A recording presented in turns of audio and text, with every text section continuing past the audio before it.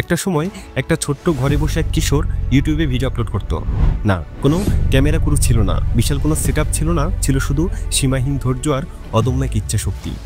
আর আজ সেই ছেলেটি ইউটিউবের ইতিহাসে সবচেয়ে বড় কন্টেন্ট ক্রিয়েটর। কোটি কোটি মানুষ তার ভিডিওর জন্য অপেক্ষা করে। প্রতিটি কন্টেন্টেই তিনি বিলিয়ে দেন লাখ লাখ ডলার। নামটা নিশ্চয়ই শুনেছেন, মিস্টার বিস্ট।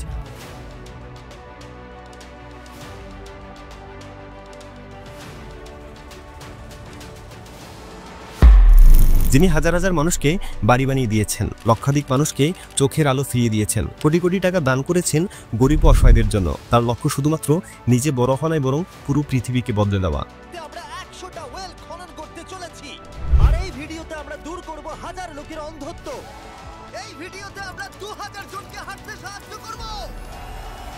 এই ভিডিওতে আমরা 100টা বাড়ি তৈরি করে সেগুলো দিতে চলেছি।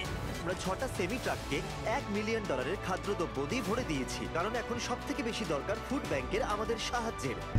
কিন্তু কিভাবে তিনি শূন্য থেকে শুরু করে শীর্ষে পৌঁছালেন? কি সেই গোপন ফর্মুলা যা তাকে সাফল্যের শিখরে তুলেছে? শুধু কি ভাগ্য, নাকি এর পেছনে লুকিয়ে আছে অকল্পনীয় পরিশ্রম, কৌশল আর নতুনত্বের এক বিস্ময়কর কাহিনী? আজ আমরা জানবো মিস্টার বিস্টের সেই অবিশ্বাস্য যাত্রা, যা শুধুমাত্র বিনোদন নয়, এক বিশাল অনুপ্রেরণাও। সেই সাথে আমরা এটাও জেনে নেব যে ঠিক কী কারণে মিস্টার বিস্ট ইউটিউব ক্যারিয়ারে এত বেশি সফল। তিনি কি এমন স্ট্র্যাটেজি ব্যবহার করেন যার মাধ্যমে তার ভিডিওগুলো এত বেশি গ্রো করে আর প্রত্যেকটা ভিডিও ভাইরাল হয়। তাই বলবো, যদি আপনিও জীবনে বড় কিছু করতে চান, তাহলে আজকের এই ভিডিওটি এক মুহূর্তের জন্য মিস করবেন না, কারণ এই গল্প শুধু মিস্টার বিস্টের নয়, এটি হতে পারে আপনার সফলতার চাবিকাঠিও। তো চলুন শুরু করা যাক।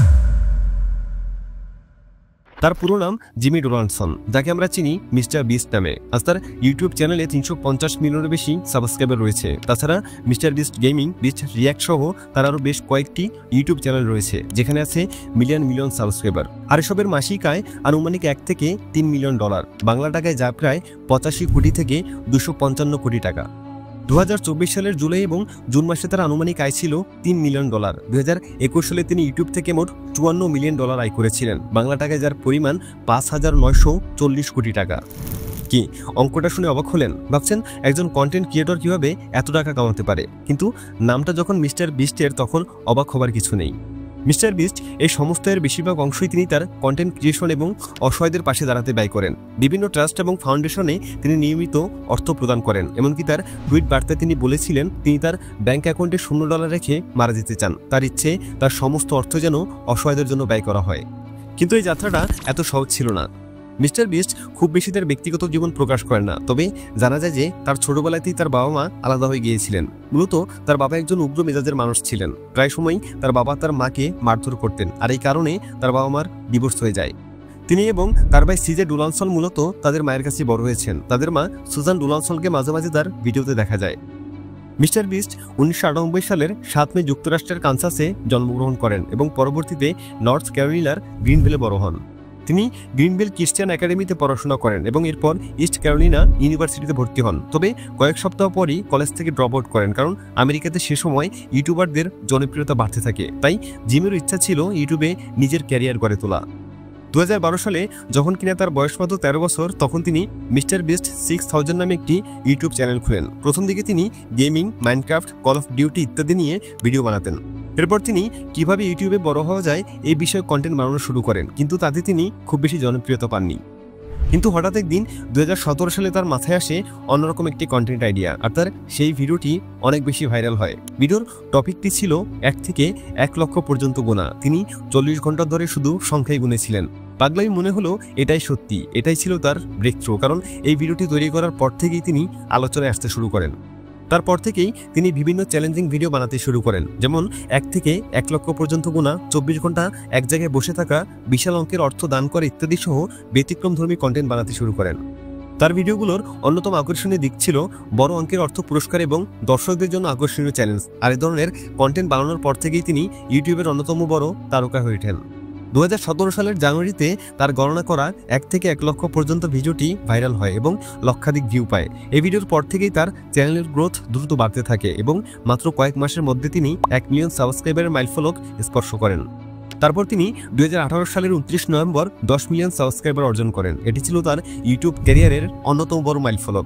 2021 সালের 4 আগস্ট 50 মিলিয়ন এবং 2022 সালের 28 জুলাই ইউটিউবে 100 মিলিয়ন সাবস্ক্রাইবার অর্জন করেন। সবশেষে 2024 সালের জুন মাসের 2 তারিখ 266 মিলিয়ন সাবস্ক্রাইবার অর্জন করা ভারতীয় চ্যানেল টি সিরিজকে অতিক্রম করে তিনি পৃথিবীর সবচেয়ে বেশি সংখ্যক সাবস্ক্রাইবার অর্জন করতে সক্ষম হন।